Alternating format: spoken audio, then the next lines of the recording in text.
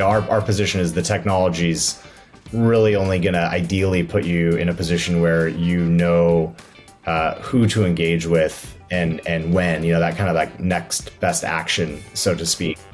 And also, with the rate of change in the job market, the volume of people who are moving around right now, it's also hard to just keep track of the people that you think you have connections with at your existing customer base. And so we believe it's mostly about that next best action and being in the right place at the right time. But to be sure, once you're there, and the conversation starts, the humanization is essential. One thing that was more prominent in the last State of Sales report in 2021, but I think still comes through in this one, is the importance of trust. As buyers think about who they're going to do business with, and so I think that's not going to come through in any form of technology. That's going to be in that human to human connection. Hi, friends. Welcome to the Sales Enablement Podcast. I'm your host, Andy Paul. That was Brian Walton. Brian is the Senior Director of Sales at LinkedIn for Enterprise Customer Business. And in our conversation today, Brian and I are talking about results from LinkedIn's 2022 State of Sales report. I always enjoyed talking about this. And we dive into some more interesting findings from the study.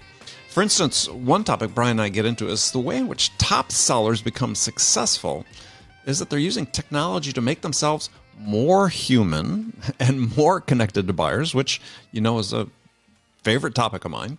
And it's a fascinating contrast from the way that most sellers are using technology in their selling, which is, to do more things, right? To engage in ill-advised outreach activities simply because they can, because the technology enables it.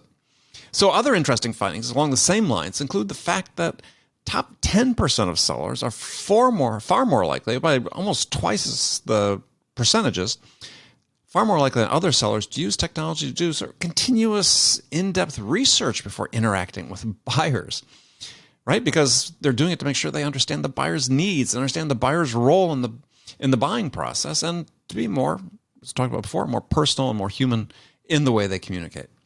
So we get into this and much, much more from the 2022 LinkedIn State of Sales report. But before we get to Brian, I want to remind you to subscribe to this podcast on iTunes, Spotify, or wherever you listen to podcasts. So thank you for that. And let's jump into it with Brian. Brian, welcome to the show. Thanks, Andy. Appreciate you having me. Well, pleasure to have you here. So tell us a little bit about you and what you do. Certainly. So I lead a sales organization at LinkedIn.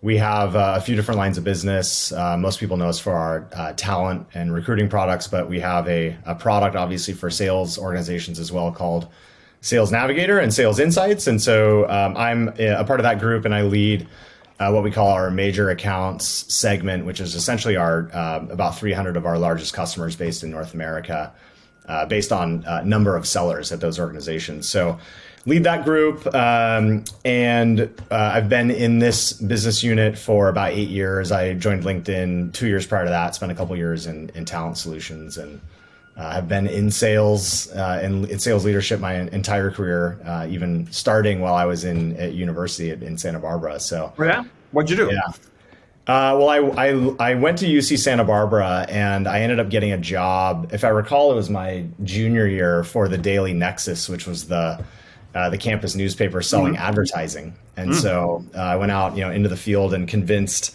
all the local merchants to advertise to our student body. Right. And it was an interesting sale because, a lot of questions around, do your college students actually read the newspaper? And then do they have any money to come and actually spend at my place of business? And so not a lot of wins, but a few. And I would think like pubs, pizza parlors, things like that. Yeah. Yeah. All of those folks were very dependable, but those were existing customers. And as a newcomer to the team, I had to go find the new ones. So my first win was Lee's Tailoring. I convinced Lee that there may be a student or two that needs to hem their pants or shorten, or something like that. And he ran one ad, and he didn't run another one, so apparently not. But yeah, that was the first official sales job, and then I spent some time in kind of a related field, working in radio, managing our promotions department. So it's sort of a secure on-air giveaways from all the local merchants and give them away in exchange for air coverage. So kind of like a sales job, but not in exchange for actual money. So more or less been doing this my whole career. Yeah, I mean, so when you graduated school, you thought, okay, sales?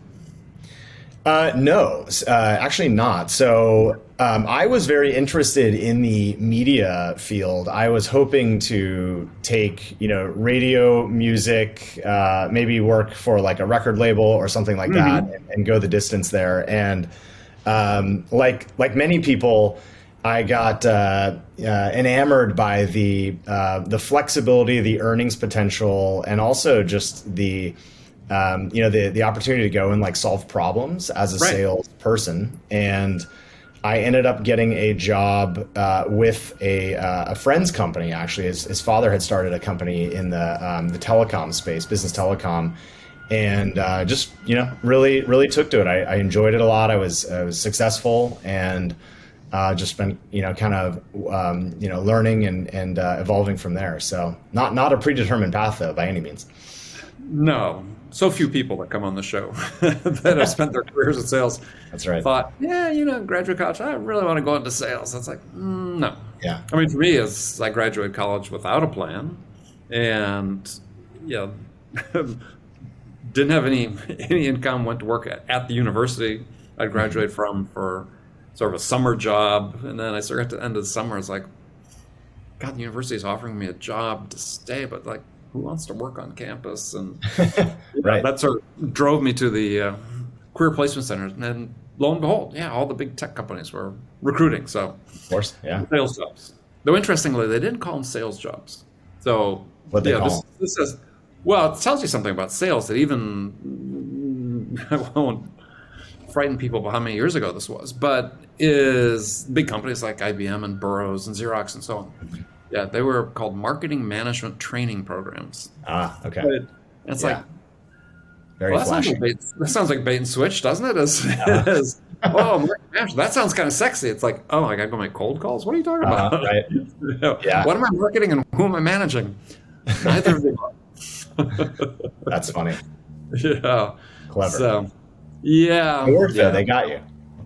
Yeah. They got me. Hey, and it's stuck, surprisingly, decades and decades later. Well, sort of along the same line, one of the things we really wanted to talk about today was your LinkedIn 2022 State of Sales report, which I always find interesting reading.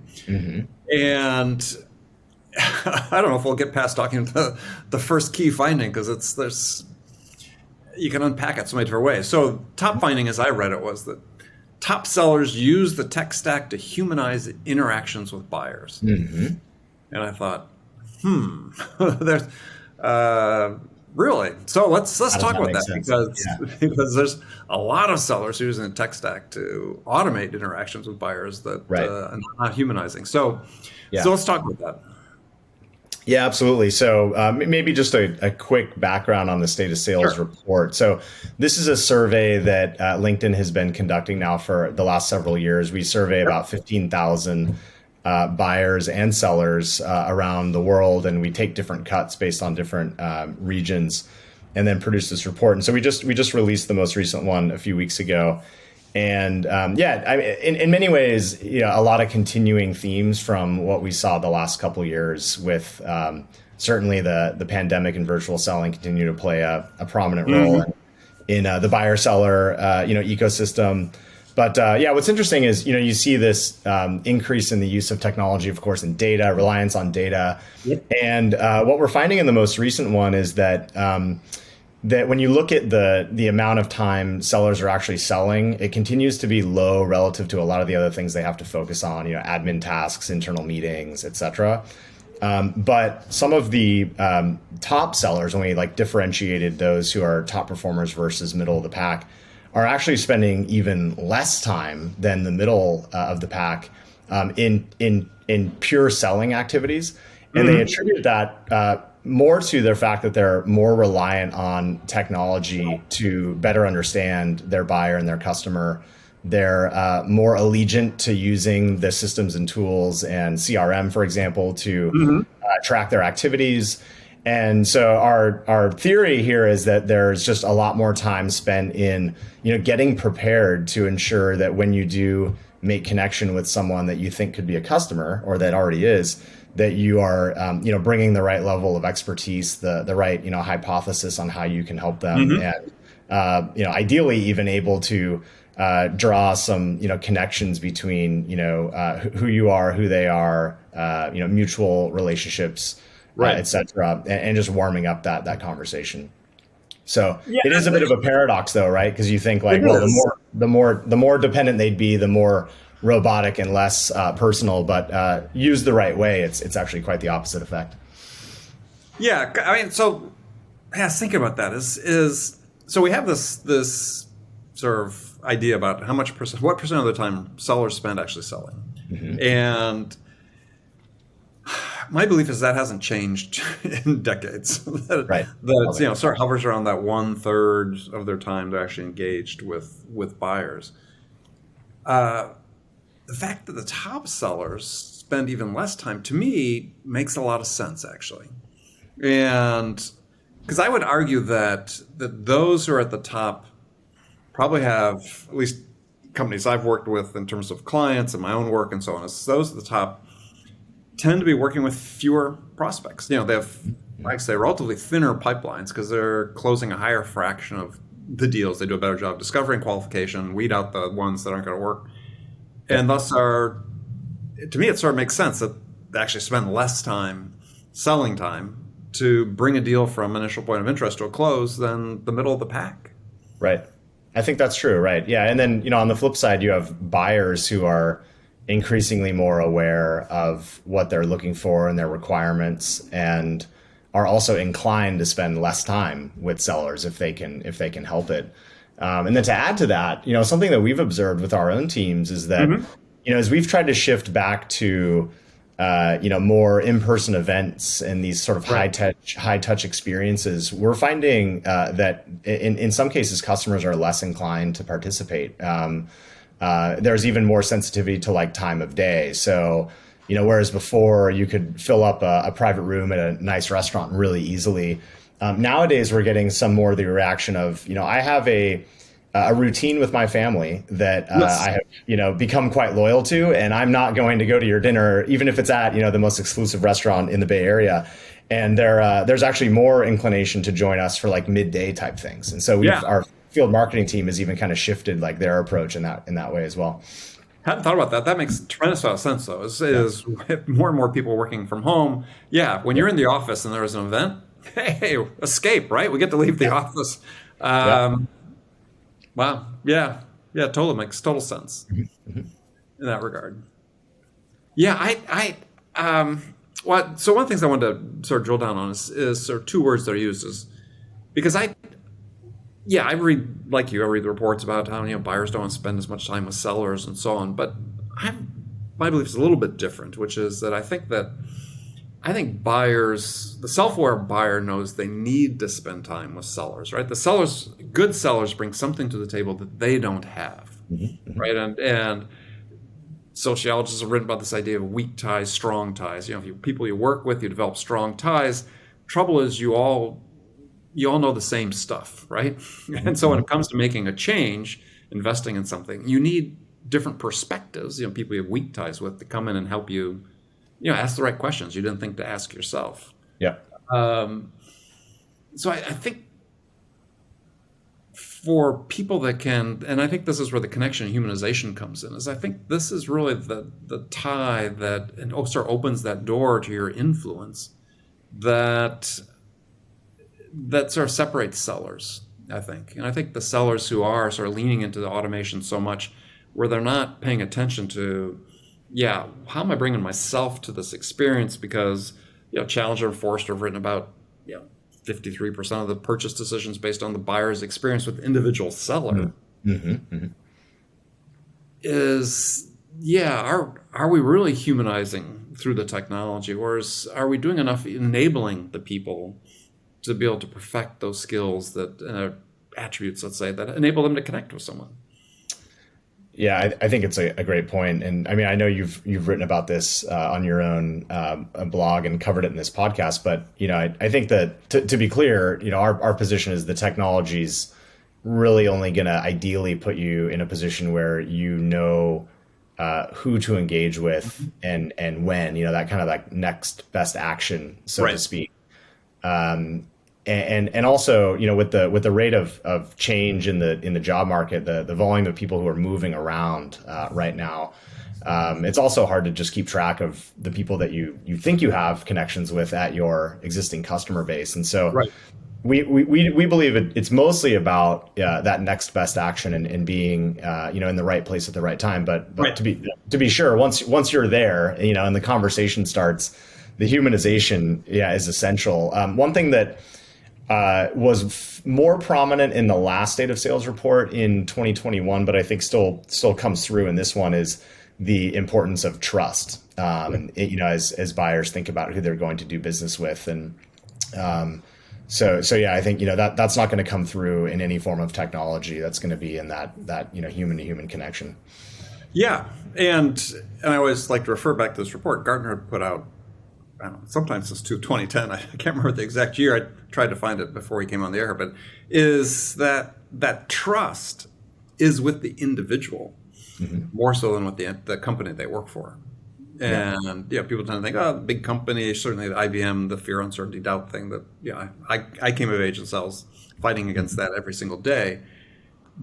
But by and large, in the economy we're in, with more upstart companies where people willing to take a chance on a smaller company where they weren't when I started my career, that trust, really boils down to trust with that person.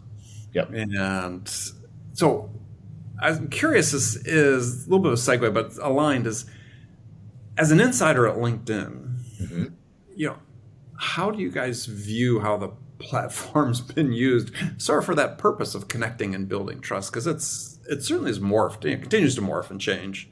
Yeah. But in some respects, I look at my inbox in LinkedIn, which 3-4 years ago I didn't get anything. Now it's deluged like my inbox, my email inbox. It's like people just transported over their behaviors from email to LinkedIn to some degree. Right. Yeah.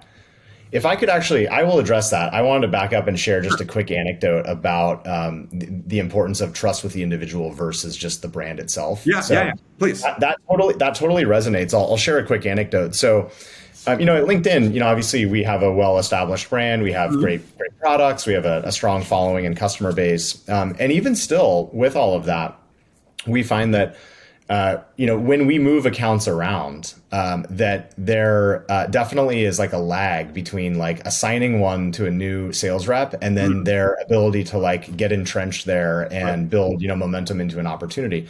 And you would think with some of our head start from a product and brand recognition perspective, that wouldn't be as much the case. But to your point, I think it does come down to I'm working with this individual, regardless of who they represent, and until I've established the right level of trust with them, like I'm not necessarily doing business. And so I just want to share that. I think obviously that's the case with earlier stage companies, but we experience that to some degree as well, even at LinkedIn, and I think that probably holds true for larger brands.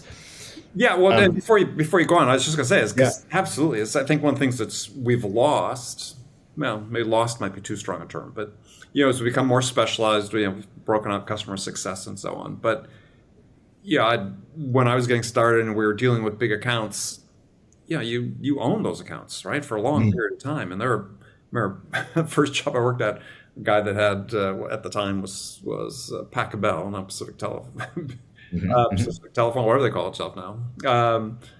But he had been on that account for 6-7 years. He just knew it inside and out, and that trust was embedded in him, right? But when we change people so quickly these days, or people change themselves, let's say, you're always rebuilding it. You are. That trust, that level of trust. And I think if somebody was using LinkedIn appropriately, they'd be able to see, here's opportunities to go attack that account because they've just had a change of account management. Let's go. Yeah. Wouldn't that be interesting? Yeah, I mean, in response to your other point there, so we, obviously as we've grown and we're up over 800 million members now, we've continued to certainly notice the evolution of the network and the standards of behavior and conduct. Like any large social network, we have our the population of bad actors that we're trying to keep off the platform. And so there is a large team in like the trust and safety side of the business that's focused on like scaled investments to try and mitigate that sort of stuff. We believe that if you kind of zero in on the sales solutions business and like how our customers use our product, there is I'd say a significant kind of learning curve that we will go through with our customers to train them, like not so much on the product itself, but just on sort of the spirit of the network and what the best practices are around how you want to engage. And one of the things that is most closely correlated to the actual like value and return on investment that our customers are getting is like what's the quality of the outreach that your reps are sending out there, and therefore what's the level of response that they're getting, and like in-mail acceptance rates and things like that.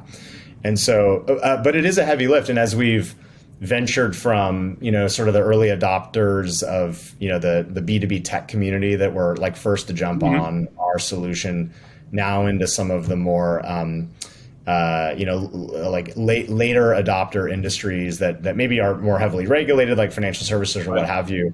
There's definitely a learning curve there around what is the network, what's it intended to be about, how do you show up, and then from there how do you channel that sort of philosophy into like how you use the products. Yeah. But it's an ongoing effort though, for sure. Yeah, when I was gonna say, this is not meant as a criticism at all, because I'm one of these believers, I'm a true believer in the power of LinkedIn and the fact that it's becoming, if you're in sales, for instance, business in general, but sales specifically, it's never been more important, and it's only going to increasingly be more important for you going forward in terms of your ability to connect, enter into the right conversations, and also, playing off what you had said before, is tell people how you're showing up in the world. And this is, if we're in a world that's increasingly automated from a sales, if people forecast, hey, years in the future, it's all AI, blah, blah, blah, which I don't buy, but it is become increasingly automated. And it's the part that stands out is going to be the human part, right? So if we know from, I don't intro what your studies are, but there was a study that came out from the Rain Group a year and a half or so ago, said 82% of buyers look up a seller's profile on LinkedIn before they talk to them the first time. So just assume it's 100%, right? That's large enough. It's just 100%. What are they seeing when they show up there? And if that's increasingly how people are making their perception of you, forming perceptions of you, or creating your first impression, what are they finding? And the fact that so few, in a relative sense, so few sellers of the total population are making that investment to intentionally create a positive impression for people coming to the profile is, A, it's still a huge opportunity, but B, it's like, this is the channel to do that. Right. Yeah.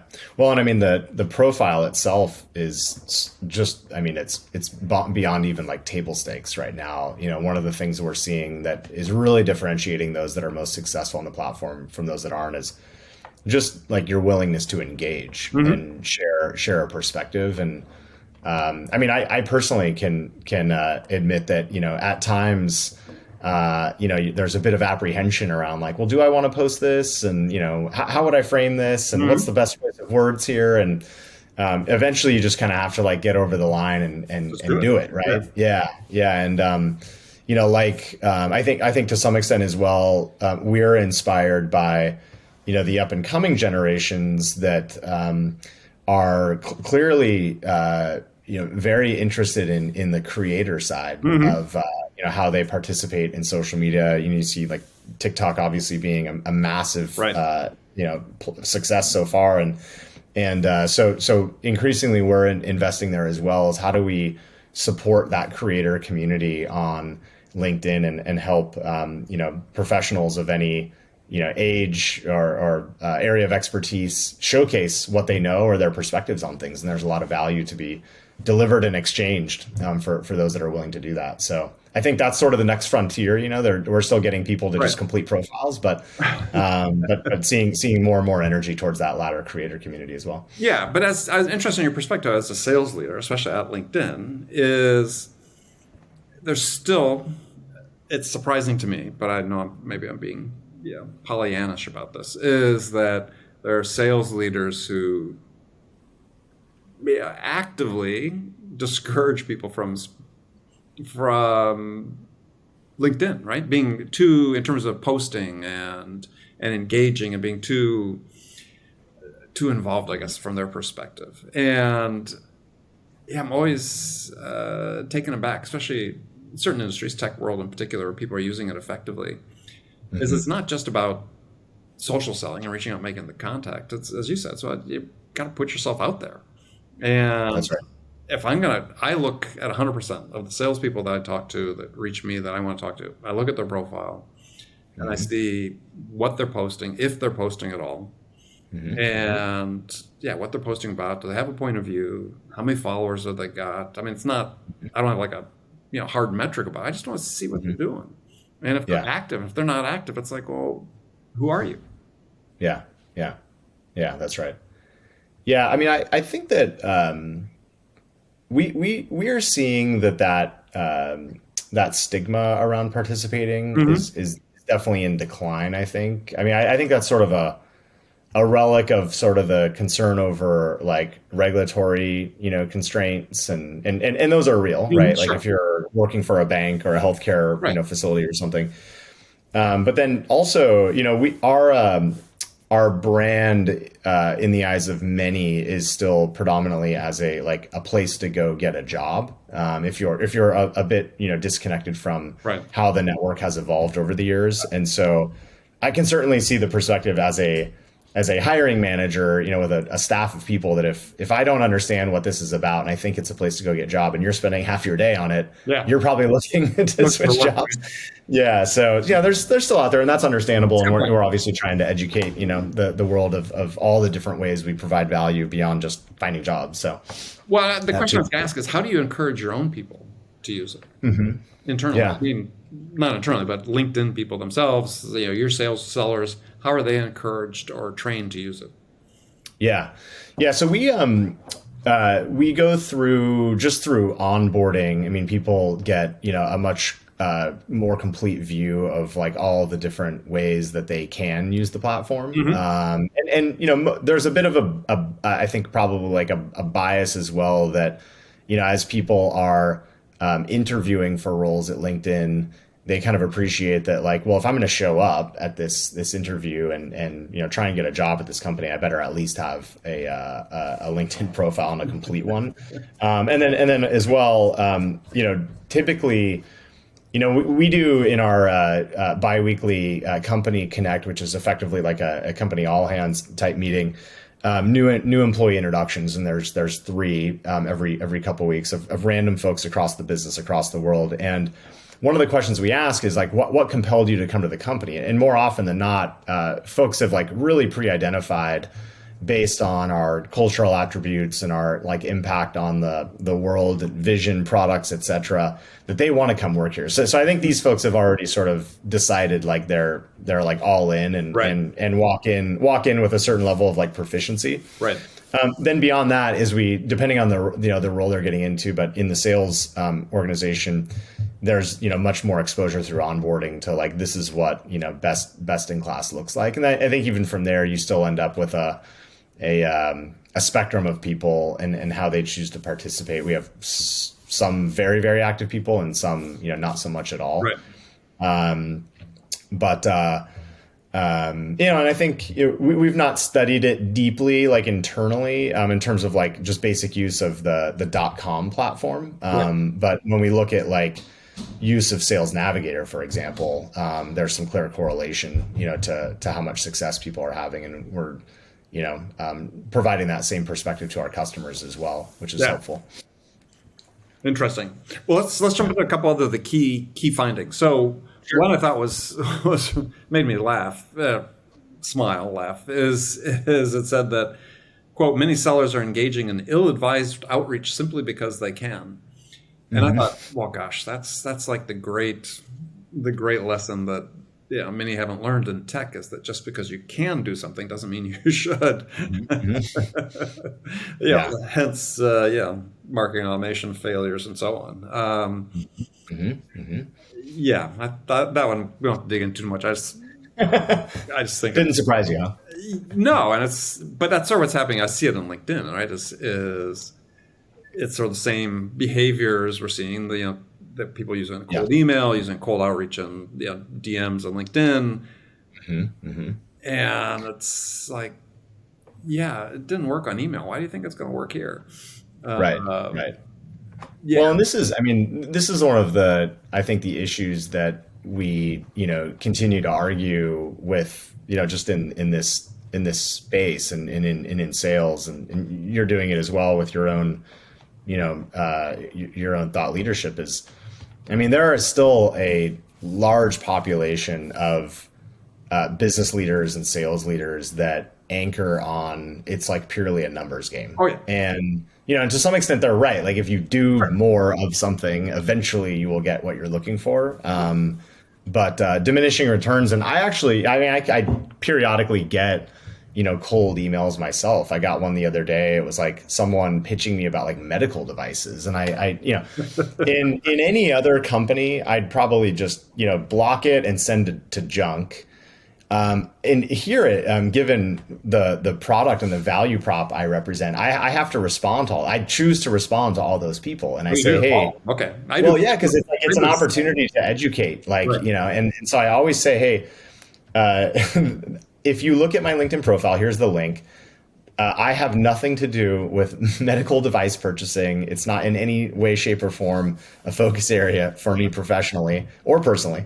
And if you want to get more effective at your job and finding the right people, you ought to use LinkedIn and you ought to use this product and have your supervisor reach out to me and I can connect you with someone. Right. Funny enough, I rarely get a response to that. I think most people feel like offended, maybe insulted, but rarely get a response. But yeah, I still get a lot of those. And I think it's like somewhere in the management chain there, it's just like you got to bang out your 100 notes today. Yep, exactly. And you'll get your 5 responses maybe. So yeah, unfortunately, I think that constitutes still the vast majority of those people in sales, right? And I think those who are using the platform, while it's still a small percentage, but I told the story on this program several times. I love telling it because it's such a great story. Is that I get a message from somebody in my inbox. This was over a year or so ago.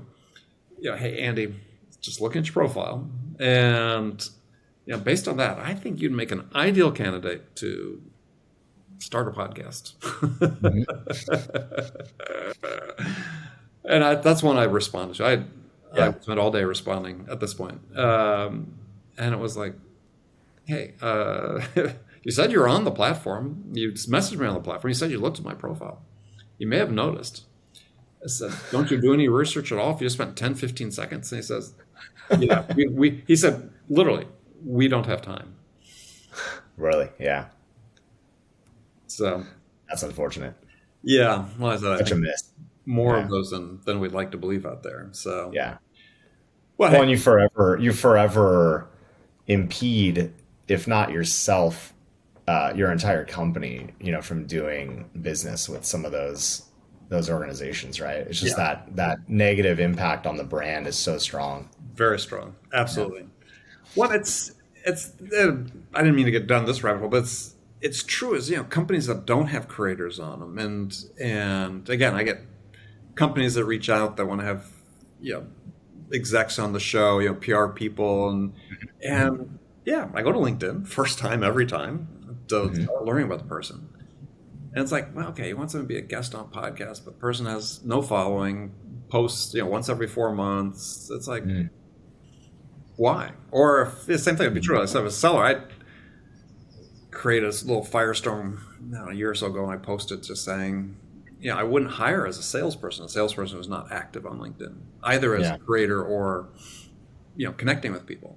And people thought some people thought I was horrible, a horrible person for that. But it's like, this is the job and the world we're in. Yeah, that's right. Yeah. Anyway, so one of the top 3 findings, just wanted to go through quickly if I had time, is one is the pandemic disrupted the sales process permanently and positively, saying that more than half of buyers, 55%, said that working remotely has made buying easier. So why has it made it easier? Yeah. I mean, I think that partly it's like we don't have to go in and like go through like the normal process that all of us would have to go through if we were like going into the office every day. And at the same time, because of the technology, both in the forms that we're using right now with Zoom and what have you, and also all the other resources that many of us have, they can still do their jobs quite effectively. Right. There's another, I don't know if you caught it, stat in there as well, sort of in the same bucket of themes that sellers are reporting that they're continuing to close quite large deals, over 500K deals without meeting buyers in person. And so, if there was a fear that that by going purely virtual, the transaction, like, it would only be suitable for like small transactions where like the stakes were lower. Apparently that's not as much the case. So I think, back to our earlier discussion around trust, I mean, that's still like essential, but it validated to us that the technology generally is at a place where both buyers and sellers are able to be effective in their jobs. And for those reasons, we feel like this isn't something that's going to like immediately 180 back to where it was pre March 2020.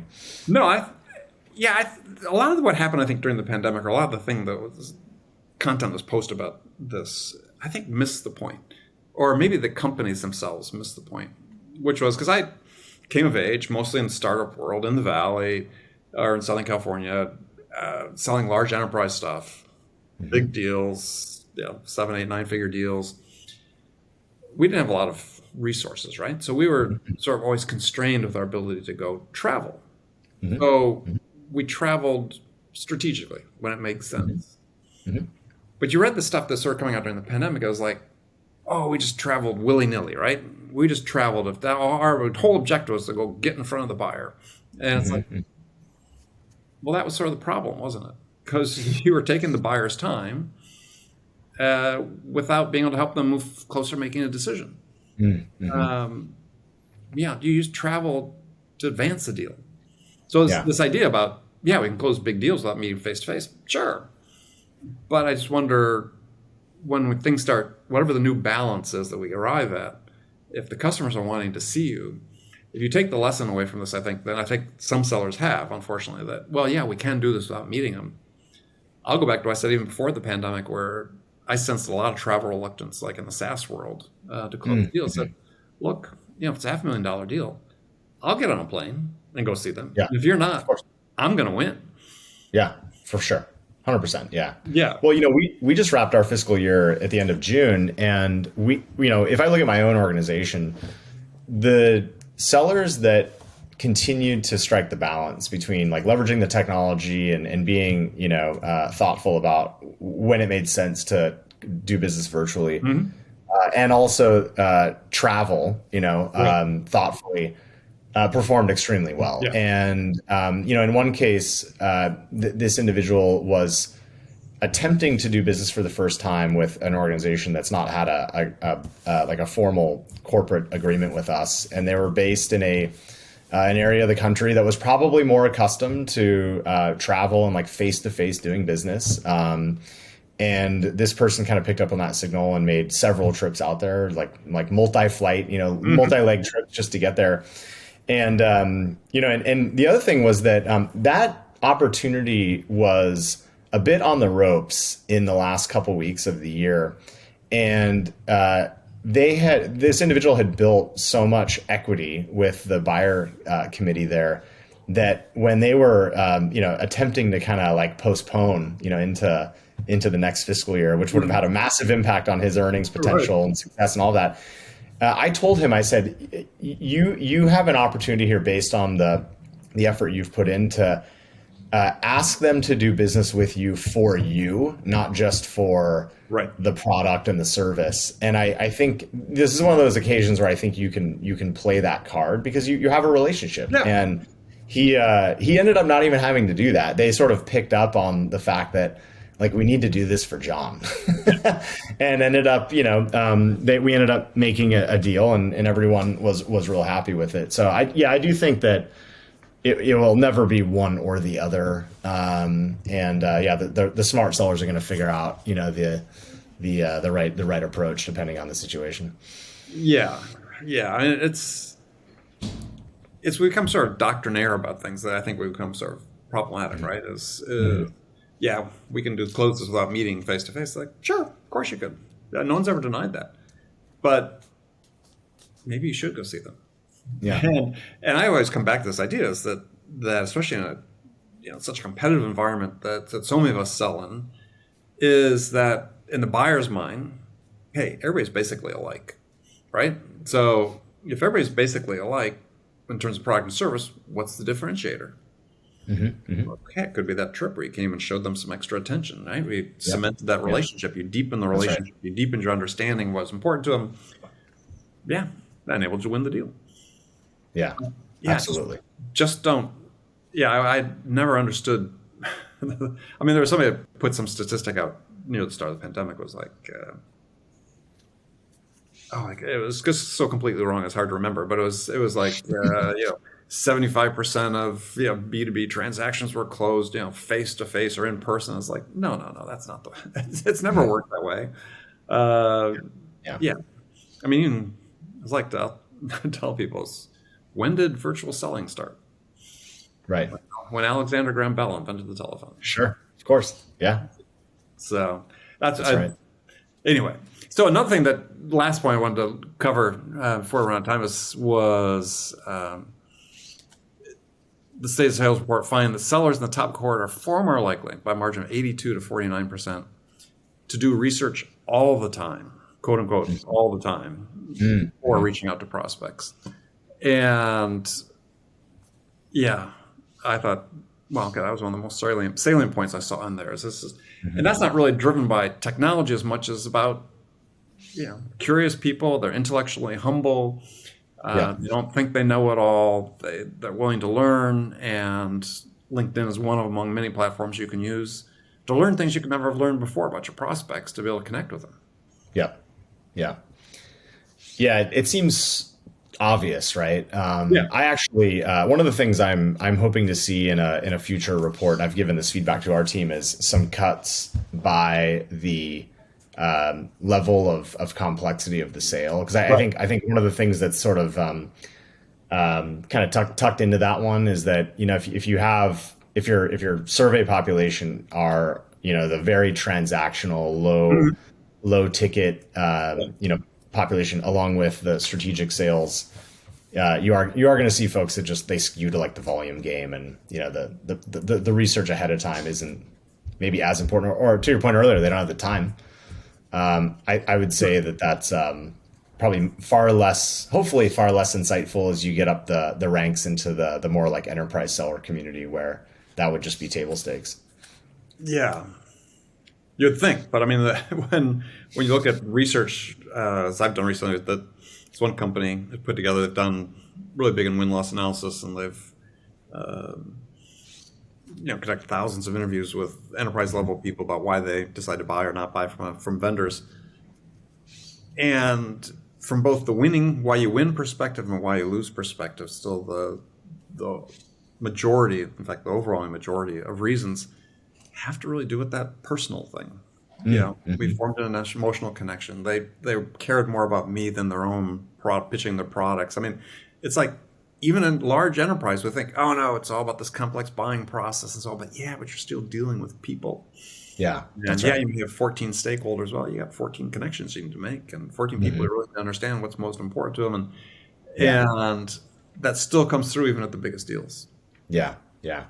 Absolutely. Well, and I'm a part of a buying committee at LinkedIn, and I am actually not in a ultimate decision making role for most things around like how we procure or purchase like software or services. But there's also this whole like personal motivation issue, and sort of what's the like what are the organizational dynamics, and like what's the organizational like political climate that your person or your champion or the buyer team is operating in, and that stuff guides so much more than I think the average seller will give credit to. But that is not something you are going to learn anything about unless you have like a high degree of trust, or you have some insider there that's like feeding you the inner story.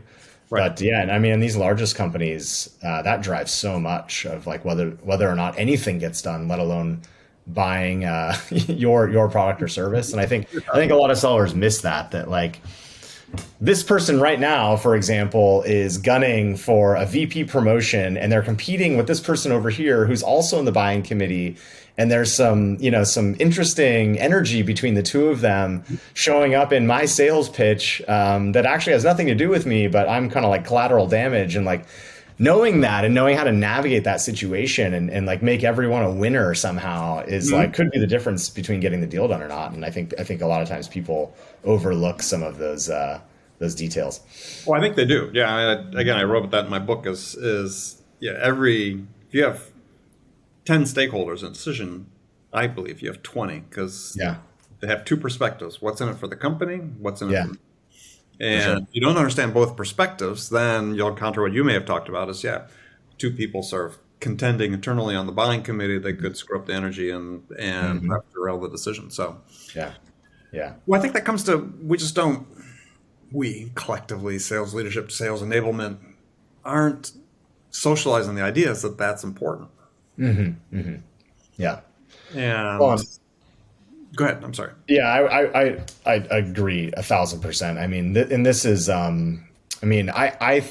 like to think that part of the reason I've been successful in my career actually has nothing to do with any of the sales training I've ever gotten. It's because I was blessed by my parents to have a decent EQ and studied, psychology and communications in university, and like fundamentally kind of understand people and like how they tick. And I would say that like that experience and skill set and ability has probably been most essential in my career in sales and sales leadership than anything I've like learned in like a corporate training or a handbook. Right. 100%. Yeah. I mean, I've forgotten most of what I learned in sales training, except the stuff that's so painful that it's stuck in my memory and I write about in my book. But yeah, I mean, I think this idea of parents' role in sales is stronger than people want to believe, because one thing my parents did when we were young, and they were the World War II generation, but we were dressed up and paraded out at parties and so on. And for the longest time, I sort of thought, they were just showing off, right? Showing us off because we're well-behaved kids. But I sort of later understood what they were really doing to some degree. Yeah, they were showing us off some, but they were also putting us in situations where we had to have conversations with people where there's a distinct social status mismatch, right? Go talk to adults, people that, and be curious and ask questions. They wanted to know that we could have these conversations. Yeah. And I think for me, coming into sales, that was hugely valuable, right? Because get out of school, I go into sales, I'm 21, as I like to say, I look 16. I knew nothing about anything. And yet I could go hold conversations with CEOs and founders of companies that I was selling to in an industry I know nothing about, in the construction industry, because I was sincerely interested in what was important to them and curious and wanted to solve problems. That was large. That was parenting. I love that story, and I actually am a little bummed that you said it, because we're hosting a fundraiser event here Saturday for the local elementary school where one of our kids goes still. And our kids are begging us to stay. It's an adults only party. And our kids are begging us to stay and participate. And we were like, no, you got to get out of here. We don't want to be dealing with you. No one wants to deal with you. And now I'm like second guessing, like this would be such a perfect opportunity to expose them to 60 adults and maybe, hone their, their communication skills. So. Yeah. Well, you might give it a try. Yeah. So, well, Brian, thank you for joining me. This was great. Thank you. My pleasure. And I was usually asked guests, where can people connect with you? But that'd be sort of stupid to say here is connect with Brian on LinkedIn. I'll save you from having to say it. Absolutely. Please do. Yeah. Yeah. And if anybody's listening, take the message away is brush up on LinkedIn. It is the place. I said, we in my company continue to double down on it and use it more because it's just, people say it's noisy and so on. It's like, no, it's just the beginning. There's great potential there if you're a seller in multiple dimensions. So, and don't overthink it. To kind of reiterate my point earlier, I think it's easy to look at folks like you and say, wow, like I don't know if I can play ball with someone that active. You don't have to start there. I think I didn't. Yeah, of course. Yeah. Yeah, not for my podcast. I mean, my podcast was really what started me to start posting consistently. And 7 years, but still. Yeah. Well, congrats to you. Yeah, thanks. It's going well. All right, Brian, thanks so much. Thanks, Andy. My pleasure. Okay, friends, that's it for this episode. First of all, I want to thank you for taking the time to listen. I'm so grateful for your support of this show. And I want to thank our guest, Brian Walton, for sharing his insights with us today. If you enjoyed this episode, please subscribe to this podcast, Sales Enablement with Andy Paul, on iTunes, Spotify, or wherever you listen to podcasts. So thank you for your help with that. And as always, thank you so much for investing your time with me today. Until next time, I'm your host, Andy Paul. Good selling, everyone.